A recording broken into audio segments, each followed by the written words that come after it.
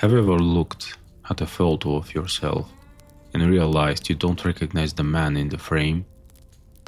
Look at my hands. They're steady now, but the skin is scarred with brush burn and deep, jagged lines that no city life could ever explain.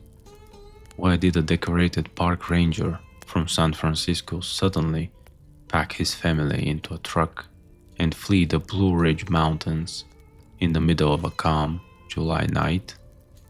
Why did I leave a career I loved for a dead-end security job in a concrete jungle? And why, even now, do I refuse to look out of any window that faces a tree? If you think you know what's in those woods, you're wrong. You've seen the blurry photos, you've heard the jokes, but you haven't felt the weight. You haven't heard the whistle. My name is Sam Cavill. I'm a man of facts, topographical maps, and biological classifications. I was born and raised in the rolling fog of San Francisco, a city where the only thing that haunts you is the rent or the morning commute. My wife, Helena, and our two kids, Leo and Maya, are the reason I breathe. After a decade of service in the Redwood Gold of the West, I took a transfer to the Blue Ridge District in Virginia. We wanted a slower pace. We wanted that quiet life people talk about when they're tired of sirens and the relentless hum of the Pacific. We moved into a remote ranger station, a beautiful, sturdy cedar and stone house buried deep in the forest, miles from the nearest paved road. For a guy like me, it was heaven. I love to cook, it's my meditation. There's something grounding about the precision of a chef's knife and the sizzle of cast iron when you are surrounded by miles of ancient oaks. The weather that July was unnerving. It was calm. That's the only word for it. No wind, no cooling storms, just a thick, humid stillness that felt like the atmosphere was holding its breath. Even the cicadas, usually a deafening roar in a Virginia summer, seemed muted, as if they were hiding. It started on a Tuesday. We don't have a dog, never have, but we had a generic orange tabby we'd adopted from a shelter. We named him Buster. He was a tough little guy, used to the city, but the mountains changed him. I was in the kitchen preparing a blackberry reduction for a venison roast. The house was filled with the sweet, tart scent of the berries. Buster was sitting on the windowsill, watching the tree line. Suddenly, his back didn't just arch, it spiked. He let out a low, guttural growl I'd never heard from a cat. It sounded like a warning from something much larger. I looked out the window. The floodlights were on, illuminating the clearing where the forest meets the yard. I saw a movement. It wasn't the fluid hop of a whitetail or the lumbering roll of a black bear. It was a vertical, bipedal shift behind a massive poplar tree. My first thought was a hiker, a poacher, maybe, thinking he could slip through the ranger's backyard. "Hello?" I called out, stepping onto the porch. The woods didn't answer, but the air changed. Have you ever stood near a high-voltage transformer? That low-frequency hum that vibrates in your molars. It hit me all at once.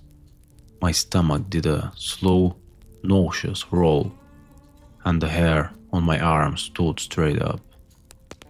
This is what the YouTube fringe researchers call infrasound. I used to laugh at those videos guys in camo chasing shadows and calling every snapped twig evidence. I wasn't laughing now. My body was telling me to run before my brain knew why. Then came the whistle. It was a long three-note tone. It sounded bird-like, but with a lung capacity that would have required a chest the size of a barrel. It was too loud, too deliberate. It wasn't a call, it was a signal. I went back inside and locked the door, my heart hammering against my ribs. I told Elena it was just a stray dog, or maybe a coyote. But that night, as I lay in bed staring at the ceiling, I heard the first knock. Thwack! A heavy, wooden percussion that echoed through the valley like a sledgehammer hitting a hollow log. Then another, miles away in the high ridges. They were talking, and I had a distinct, sickening feeling that we were the subject of the conversation. The tension in the cabin didn't break, it curled. By the second week of July, the calm had turned into something suffocating. It was as if the very oxygen in the Blue Ridge had been replaced by a heavy, invisible fog of malice. I'm a park ranger. I'm the guy people call when the wilderness gets too real. I'm trained in survival, tracking, and wildlife management. But nothing in the academy prepares you for a predator that knows your schedule better than you do. The harassment moved from the woods to the walls of our home. It started with pebble tossing. You'd be sitting at the dinner table trying to maintain a sense of normalcy for Leo and Maya, and think a small stone would hit the window pane. Then another. Think. I'd rushed outside with my high lumen tactical light, but the yard would be empty, the shadows of the oaks stretching out like long, mocking fingers. Then came the smells. One evening, while I was searing steaks, trying to use my hobby to drown out the dread, a scent drifted in through the screen door. It wasn't the smell of the forest. It was a pungent, overwhelming miasma of wet copper, stagnant swamp water, and something sickly sweet, like rotting peaches. It was so thick I could almost taste it on the back of my tongue. Buster, our cat, vanished into the basement and refused to come out, even for tuna. I spent my nights on the living room floor, staring at the glow of my laptop. I became obsessed. I watched hours of YouTube footage, not the hoax videos, but the raw, terrifying accounts from hunters and hikers who had seen the gray men of the Appalachians. I learned the lore. In the Blue Ridge, they aren't described as the shy, gentle giants of the Pacific Northwest. Here, the stories are darker. They speak of Boogers, aggressive, territorial, and ancient. They don't just want to be left alone, they want you out. Sam, we need to leave, Elena said on the 10th night. She was standing in the doorway, her face pale in the dim light. I found something today, in the kids' sandbox. I followed her outside. In the center of the sandbox, where Maya had been playing just hours before, was a gift. It was a pile of broken bones, ground squirrels and rabbits, meticulously arranged in a perfect, mocking circle. And in the center of that circle was a single, long strand of coarse, slate gray hair. I felt a surge of protective rage. "Pack the bags," I told her. "We're going to a hotel in Roanoke tomorrow." But the mountains had already closed the gates. That night, the calm finally broke, but not with a storm. It broke with a physical assault. At 2 a.m., the house shuddered. It wasn't a wind gust. It felt like a vehicle had slammed into the side of the cabin. I grabbed my Remington 870, my bear gun, and the heavy-duty maglite. "Stay in the hallway," I yelled to Elena and the kids. I stepped onto the porch, my boots crunching on broken glass. One of the porch windows had been shattered, not by a rock, but by a heavy, wooden birdhouse ripped off a tree 50 yards away. I swept the light across the clearing, and there it was. It was standing by the shed, partially obscured by the mist. In the direct beam of the light, the myth became a terrifying biological reality. It was massive, easily 8.5 feet tall. Its fur wasn't brown or black. It was a mottled, ghostly gray, matted with mud and pine resin. Its shoulders were so broad they seemed to block out the forest behind it. But it was the face that broke me. It was a nightmare of transition. A heavy, protruding brow, a flat, leathery nose, and eyes that reflected the light with an amber, predatory glow. It didn't look like an ape. It looked like a man who had been stretched and distorted by 1,000 years of isolation and primal hunger. It didn't flee. It didn't even flinch at the light. It slowly reached out and gripped the corner of my heavy oak shed. With a casual, terrifying display of strength, it tore a plank of wood clean off the structure.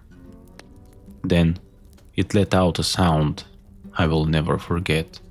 It started as a low, mechanical growl, like a chainsaw idling, and rose into a high-pitched, metallic shriek that vibrated the very air in my lungs.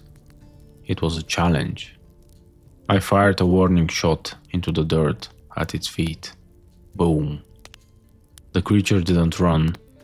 It tilted its head, bared square, yellowish teeth, and barked a sound that was a perfect, chilling imitation of the shotgun blast.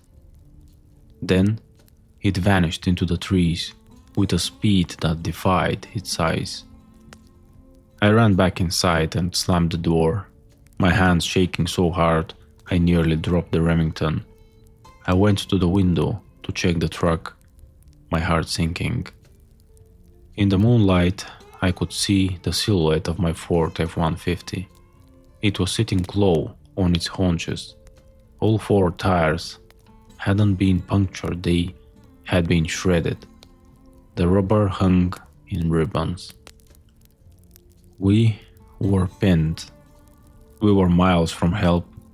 Our only transport was crippled, and something ancient and angry was circling the house, waiting for the lights to go out. The hours between 3 a.m. and dawn were not measured in minutes, but in the sounds of our home being dismantled. We were barricaded in the central hallway, the only part of the house without exterior windows. I had Lena and the kids sitting on the floor, shielded by a heavy oak dining table I'd flipped on its side. I stood at the end of the hall, the Remington gripped so tight my knuckles felt like they were going to burst through the skin. My tactical hatchet was tucked into my belt. Then the roof groaned. It wasn't the sound of settling wood. It was the rhythmic, heavy thud of weight moving above us. They were on the house. I heard the shingles being ripped away, the screech of nails being pulled from rafters by hands that didn't need a crowbar. They weren't just harassing us anymore, they were breaching. "Sam," Elena whispered, her voice a thin wire of terror. "The cellar door." I turned. The door to the basement was rattling. Something was down there, and it wasn't Buster. The cat was huddled in Maya's arms, his eyes wide and fixed on the floorboards. A low, rhythmic thumping started from beneath us, vibrating through the soles of our shoes. They were flanking us. One on the roof, at least two on the ground. This was the tactical intelligence I'd read about on those late-night forums. They don't just attack, they shepherd their prey. Suddenly, the power cut. The calm was now a suffocating pitch-black void. The front door didn't just break, it exploded. The Alpha, the grey man I had challenged, used a fallen log as a battering ram. The heavy cedar door splintered into toothpicks, and the humid, sulphurous air of the ridge poured into the house. I clicked on my weapon light. The beam cut through the dust, landing directly on a wall of grey muscle and matted fur. The creature was hunched over, its head nearly touching the 9-foot ceiling. It let out a roar that wasn't a mock blast this time. It was a sound of pure, territorial dominance. "Get back," I screamed, and I didn't fire a warning this time.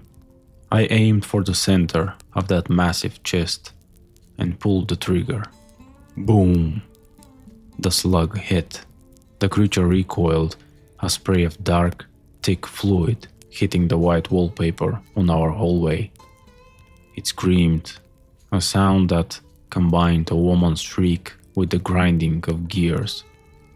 But it didn't fall. It lunged forward with a speed that defied physics, its long arm sweeping across the hall. The blow caught the side of the oak table, sending it at my family, sliding across the floor like it was made of cardboard. "Run! The back mudroom!" I yelled, firing again. I missed. The creature had moved with a sickening, liquid grace, ducking into the kitchen. I heard the sound of my cast iron pans being hurled against the walls. It was destroying my sanctuary, my hobby, the one thing that made me feel human. We scrambled toward the mudroom, the only other exit. I reached for the handle, but the door was blocked from the outside. I looked through the small glass pane. Another one, smaller, leaner, with fur the color of dead pine needles, was leaning its weight against the door, watching us with a dull, curious hunger.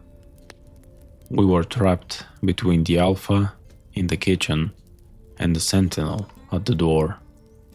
The floorboards. I looked at the old wood of the mudroom. This was an old station.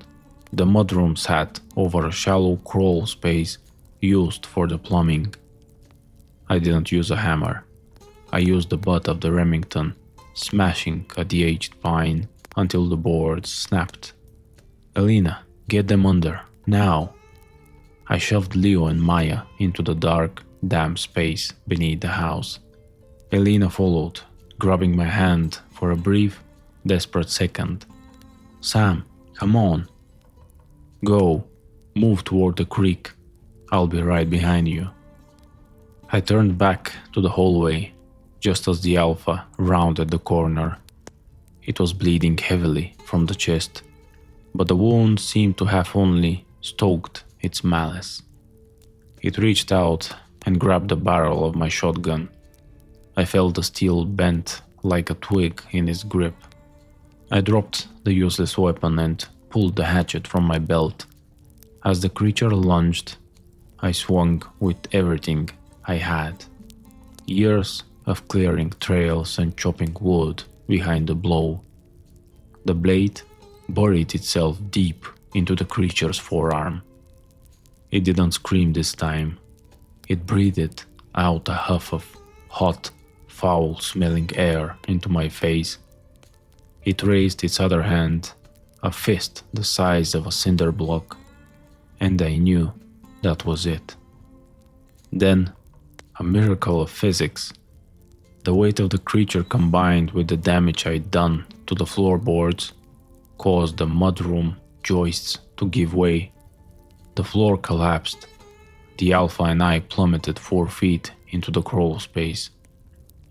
In the chaos of dust and snapping timber, I found my footing. The creature was tangled in the lattice work and copper piping. I didn't stay to finish it. I scrambled through the opening in the foundation that the kids had used, my lungs burning, my ribs screaming. I found Elena and the kids by the creek. We didn't run for the road, we ran through the water, the freezing Appalachian runoff numbing our legs. I knew from the lore and from my own training that water disrupts the thermal signature and masks the scent. We hiked 3 miles through the dark, staying in the center of the stream until we hit the main parkway. A long-hauled trucker found us at dawn, 4 shivering, blood-stained ghosts standing in the middle of the asphalt. I never went back, not even for my journals. The official report filed by the district office calls it a catastrophic structural failure due to a localized mudslide and bear intrusion. They sent me a settlement check. They told me to keep quiet for the sake of public morale. We live in a high-rise in San Francisco now. There isn't a tree within 3 blocks of our building. People ask me why I left the majesty of the Blue Ridge for a view of a parking garage. I just tell them I missed the fog. But sometimes, when the city gets quiet at 3 a.m., I hear a sound from the hallway. Tink, tink. A pebble hitting the door. I don't open it. I just check the locks, sit on the floor with my hatchet, and wait for the sun to come up. Because I know now that the calm isn't a weather pattern. And once it finds you, it never truly goes away. I've told you everything. If you ever find yourself in the high ridges and the air feels heavy, don't look for the source. Just run. And for God's sake, don't whistle back.